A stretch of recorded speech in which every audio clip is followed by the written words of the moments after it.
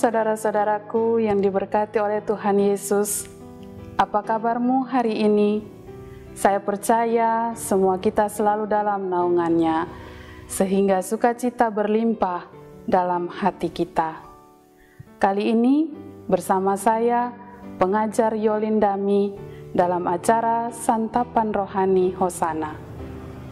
Pada edisi saat ini, kita akan merefleksikan diri sesuai dengan firman Tuhan yang terambil dari 1 Samuel 18 ayat 1 sampai 4. Namun, sebelum kita belajar lebih jauh, mari kita minta pimpinan Roh Kudus dalam doa. Kita berdoa.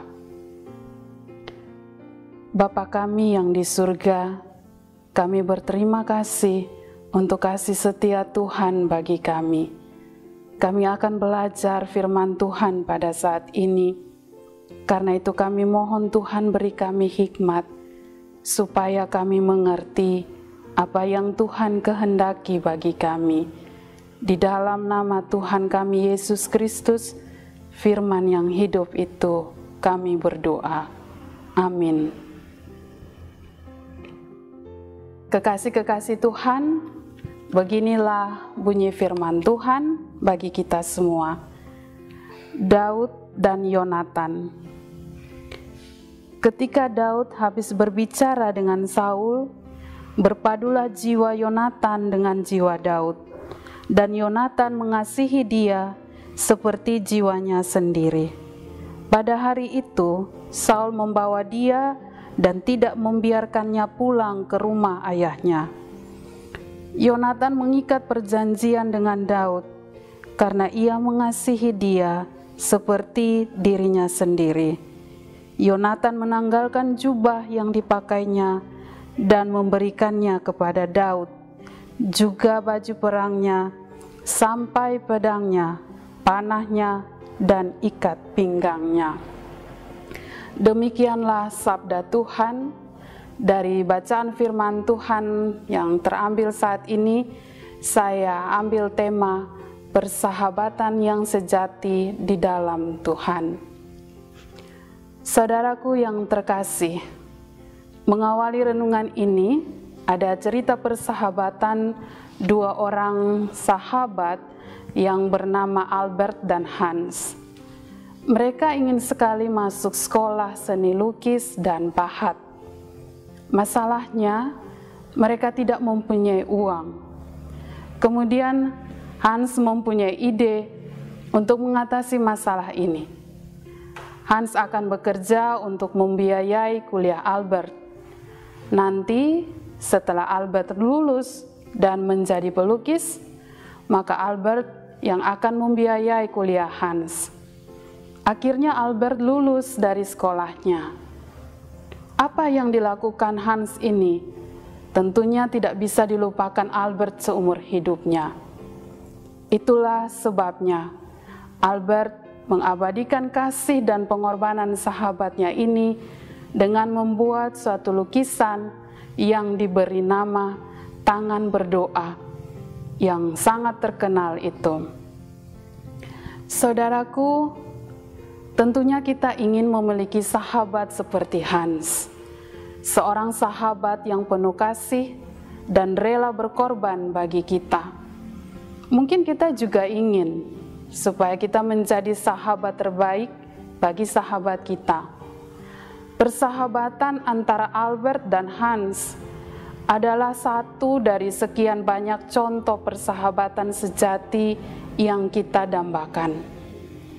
Itulah sebabnya kita perlu tahu bahwa persahabatan sejati dalam hidup orang percaya adalah persahabatan yang berdasarkan kasih dan kesetiaan. Dasar persahabatan dari Daud dan Yonatan adalah yang pertama, kasih. Dapat kita baca dalam ayat 1 sampai ayat 2. Pada umumnya orang bersahabat karena ada kesamaan hobi, minat, sifat, suku, status sosial, tujuan, atau karena saling menguntungkan dan lain sebagainya. Tidak salah. Namun, hal ini tidak boleh dijadikan dasar utama dari sebuah persahabatan. Persahabatan Daud dan Yonatan dibangun di atas dasar saling mengasihi. Yang kedua adalah kesetiaan. Ayat 3 sampai ayat yang keempat. Saudara, Les and Leslie Parrott dalam bukunya yang berjudul Relationship memaparkan hasil survei tentang sifat yang paling dihargai orang dalam sebuah persahabatan. Hasil survei ini cukup mengejutkan. Ternyata kesetiaan menempati posisi paling atas. Kalau kesetiaan itu tidak ada lagi, maka yang ada hanyalah pengkhianatan.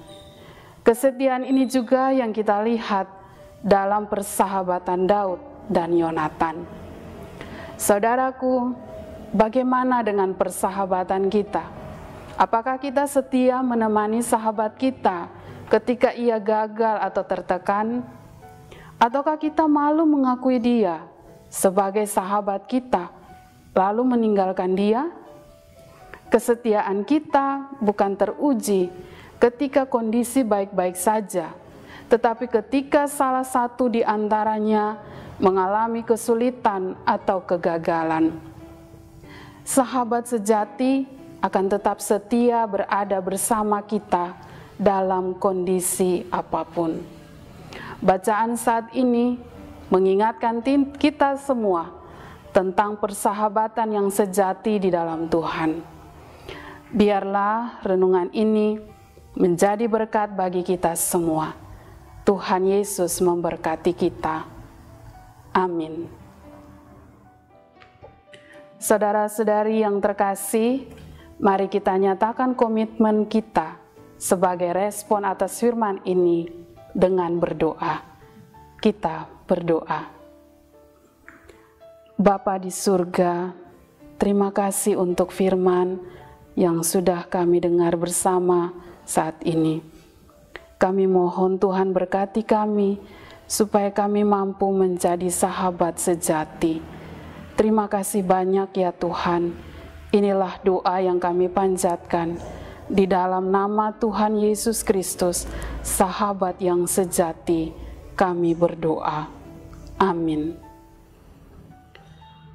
Saudara-saudari yang diberkati, inilah akhir dari santapan rohani saat ini. Saya berdoa semoga renungan singkat ini dapat menjadi berkat bagi saudara sekalian. Kita akan jumpa lagi di lain waktu. Tuhan Yesus memberkati kita semua. Shalom. Yesus, sahabatku.